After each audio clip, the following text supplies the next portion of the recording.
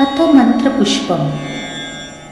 ॐ भद्रं कर्णेभिः शृणुयाम देवाः, भद्रं पश्येमाक्षभिर्यजत्राः,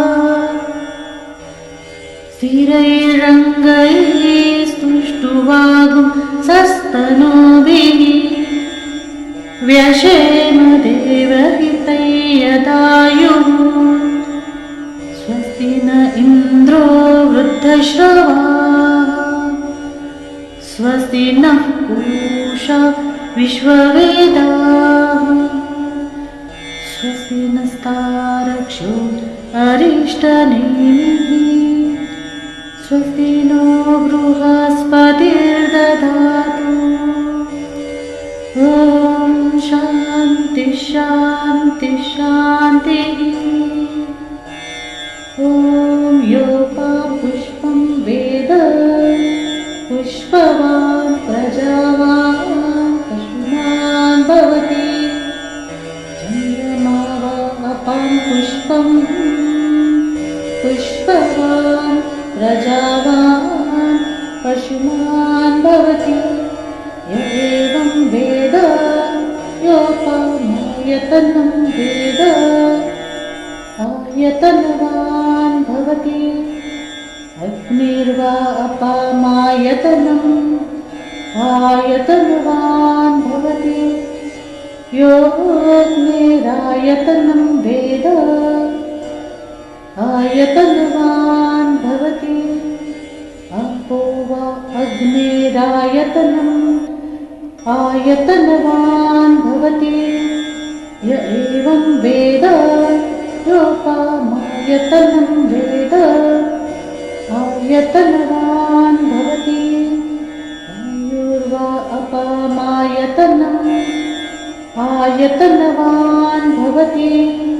यो वायोरायतनं वेद आयतनवान् भवति। अपो वै वायोरायतनम् आयतनवान् भवति। य एवं वेद योपामायतनं वेद आयतनवान् भवति।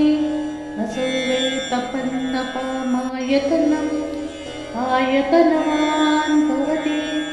यो मुष्य तपत आयतनं वेद आयतनवान् भवति। अपो वा अमुष्य तपत आयतनम् आयतनवान् भवति। य एवं वेद योपामायतनं वेद आयतनवान् भवति।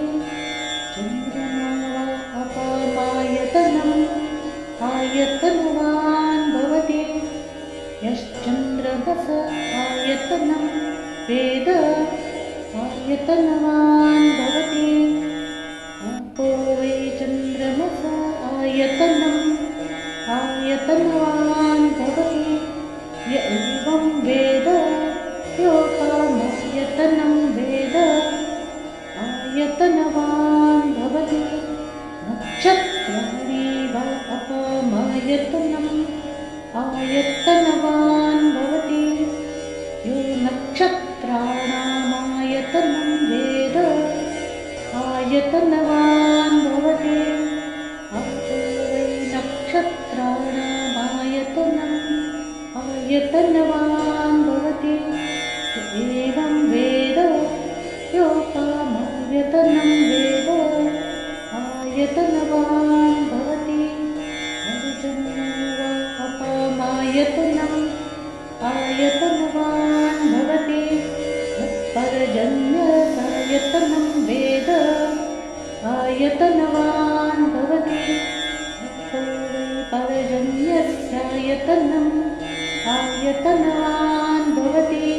य एवं वेद योपामायतनं वेद आयतनवान् भवति। संवत्सरो वा अपामायतनम् आयतनवान् भवति। यत्संवत्सरस्यायतनं वेद आयतनवान् भवति। अपो वै संवत्सरस्याय आयतनवान् भवति य एवं वेद यज्ञोऽसो नवं प्रतिष्ठितं वेद तदेव तिष्ठति ॐ राजाधिराजाय प्रसन्नसाहिने नमो वयं वै श्रवणाय कुर्महे समे कामान् कामकामान्